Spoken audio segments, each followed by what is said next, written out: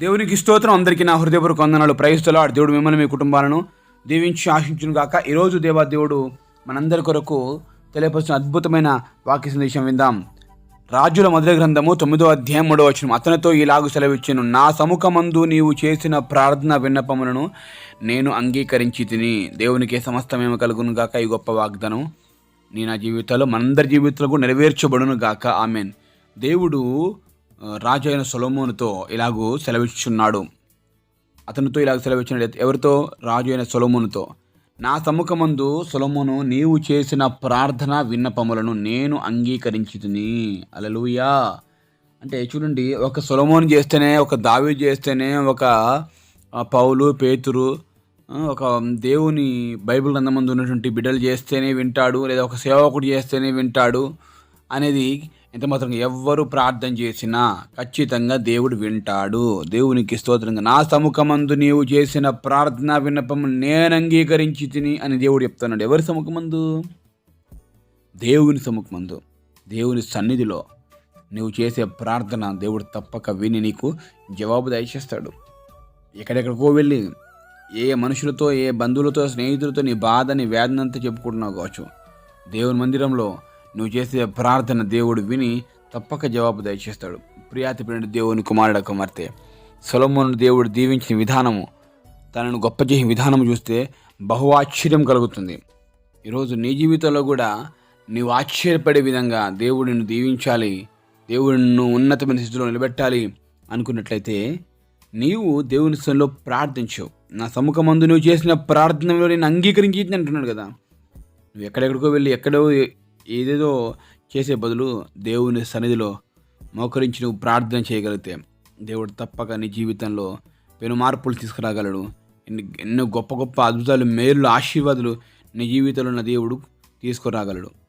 So కనుక ఎవరో ఈ మాట చెప్తున్నారని అనుకోకూడదు. ఎవరు చెప్తున్నాడు? సరాసరి దేవాదేవుడు, మన ఆరాధన యోగ్యు ఆరాధ్య దేవుని యేసుక్రీస్తు ప్రభువే ఈ మాట చెప్తాను. నేను సెలవిచ్చుచున్నాను, ఇలాగూ సెలవిచ్చున్నా ఆ సముఖం నీవు చేసిన ప్రార్థన వినపాలు. చాలా సందర్భంలో ఏం చేస్తామంటే మనం పక్క వాళ్ళకి చెప్పుకుంటాం, నా గురించి ప్రార్థన చేయమని చెప్పేసి. పక్క వాళ్ళకి చెప్తే పక్క వాళ్ళు మన గురించి చేయడం వల్ల వాళ్ళు ఆశించబడతారు ఇంకెక్కువగా. అని చూడండి, మన ప్రార్థన జీవితం అనేది పడిపోతూ ఉంది. ఈరోజు పడిపోయినటువంటి బలిపీఠాలను తిరిగి కట్టుకోవాలని చెప్పే దేవుడు ప్రార్థనను నీ ముందు తెలియపరుస్తున్నావు. ప్రార్థన చేస్తున్నావా? ప్రార్థన చేస్తే నీ బ్రతుకు మారుతుంది. ప్రార్థన విన్నపాలు చేస్తే నీ చరిత్ర మారుతుంది. కష్టాలు, నష్టాలు, బాధలు, బలహీనతలన్నీ దేవుడు తీసివేస్తాడు. నా ప్రియ సహోదరి, సహోదరుడా, సమయం లేదని దేవుడిని నిర్లక్ష్యపరచమాకు, ప్రార్థన నిర్లక్ష్యపరచమాకు. దేవుడు అంగీకరిస్తాడు. దేవుడు అంగీకరించే విధంగా నువ్వు ఉన్నావా? నీ జీవితం ఉన్నదా? దేవుడు అంగీకరించాలా వద్దా? ఖచ్చితంగా దేవుడు అంగీకరించాలి. నీ ప్రార్థన జవాబు ఇవ్వాలి వద్దా? ఖచ్చితంగా ఇవ్వాలి. ఈరోజు నీకు దేవుడిస్తున్న మాట, నా సముఖమందు నీవు చేసిన ప్రార్థన వినపాలని అంగీకరించాలని దేవుడు నీతో తెలియపరుస్తున్నాడు. ఎంతకాలం నుంచి ఏడుస్తున్న కన్నీరు గారుస్తూ ఉన్నావు. నీ కన్నీళ్ళు ఆయన బుడిలో దాచిపెట్టి ఉంచాడు. బాధపడమాకు. ఖచ్చితంగా దేవుడు అద్భుతం చేయబోతా ఉన్నాడు. ఆశీర్వాద ఫలాన్ని చూడబోతున్నావు. నీ జీవితంలో ఏ విషయం బట్టి నువ్వు ప్రార్థన చేస్తున్నావో తప్పక దాని ఫలితాన్ని చూడబోతున్నావు. జాబ్లో కానీ, బిజినెస్లో కానీ, పిల్లల యొక్క ఉద్యోగాల విషయంలో కానీ, వారి యొక్క భవిష్యత్తు విషయంలో కానీ, చదువు విషయంలో కానీ నువ్వు ఏడుస్తున్నావు కావచ్చు, బాధపడుతున్నావు కావచ్చు, ప్రార్థన చేస్తున్నావు కావచ్చు, దేవుడు తప్పక సహాయం చేస్తాడు. ప్రియ సహోదరి, సహోదరుడా, ప్రార్థించక నువ్వేం పొందుకోలేకపోతున్నావు. దీన్ని నేను వింటున్నాను, ఆలకిస్తున్నాను, అంగీకరిస్తానని దేవుడు చెప్తున్నాడు. కొట్టివేయడు. ఎంత మాత్రం ప్రార్థన దేవుడు కొట్టివేయడు. మనుషులు అంటారు, ఏం చేస్తున్నావు ప్రార్థన అని చెప్పేసి మనుషులే ఎగతాళి చేస్తారు. కానీ దేవుడు అలా ఎగతాళి చేసేవాడు కాదండి. అంగీకరిస్తాడు. నీ ప్రార్థన విని నీకు జవాబు ఇవ్వాలని ఆశపడుతున్నాడు. ఎంత గొప్ప వాగ్దానం దేవుడిని తెలియపరుస్తున్నాడు. కష్టమైన, నష్టమైన, బాధ, బలహీనత దేవుని సన్నిధిలో ప్రార్థించు. తప్పక మెండైన దేవుని ఆశీర్వాదాలు పొందుకుందాము గాక. ప్రార్థన చేస్తున్నామని ప్రార్థన. మహాగణుడా, పరిశుద్ధుడా, వందనాలు సోదరుల సహాయం తెచ్చేయండి, కృపను ఇచ్చండి. నా సముఖంలో చేసిన ప్రార్థన పని అంగీకరించాలని అంటున్నావు కదా ప్రభు తండ్రి.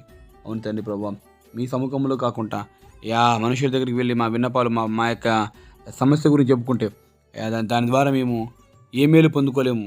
కానీ నీ సన్నిధికి వచ్చి మేము ప్రార్థన చేసినప్పుడు ఆ గొప్ప మేలును, ఆశీర్వాదాలు మేము పొందుకుంటామని నమ్ముతున్నాను ప్రభా. స్తోత్రం. నేను ఆరోగ్యం దయచేయండి, ఆయుష్ దయచేయండి, బలము దయచేయండి, నెమ్మది దయచేయండి. నీ బలమైన కార్యం జరిగి మీ సహాయం చేయండి. కృప నుంచి కావ రక్షించండి, స్థిరపరిచి, బలపరిచి, ఆశీర్వించి. బిడ్డలైతే ఈ ప్రార్థనలో ఏకపిస్తూ ప్రార్థిస్తూ ఉన్నారు, వారందరి జీవితాలు కూడా గొప్ప కార్యం జరిపించేసి మేలులు ఆశీర్వాదాలు ఆరోగ్యములు ఐశ్వర్యములు పొందుకుంటుగా సహాయం దయచేయమని కృతజ్ఞతలతో అడిగి వేడుకొని పొందుకుని చూన్నాం మా ప్రియా పరలోకమందున్న తండ్రి. ఆమేన్.